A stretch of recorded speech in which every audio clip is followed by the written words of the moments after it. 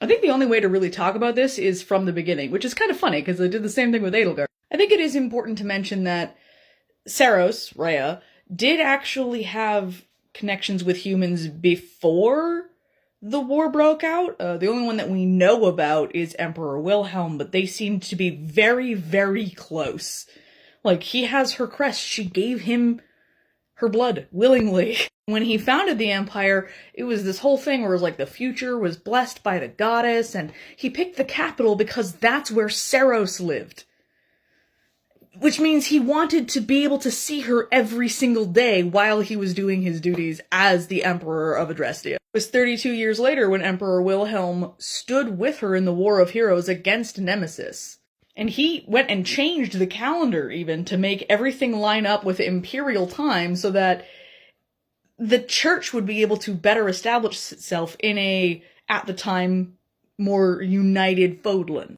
So essentially he made it possible for her to make the Church of Saros a powerhouse and have control over all of the different aspects of Fodlan culture. Because he probably didn't know. He passed before the war was even over. He was succeeded by his son. So he didn't even get to see what happened to Saros and who she became. And then you look at the way that the government is structured, where in order to be a noble, you have to have a crest, which directly caters to the 10 elites who fought with Nemesis against Saros. It's a keep your enemies close situation. She gave them the power they wanted, but they're completely reliant on her for it. And their citizens are completely defenseless against them. The nobles can do whatever they want to the citizenry. They don't have a printing press. They might not be literate.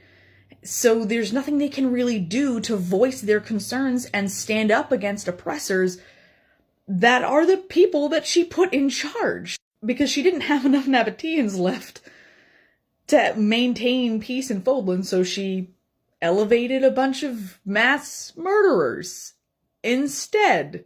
Because they would be easier to subjugate and control than just picking random people. So she gives the 10 elites what they want.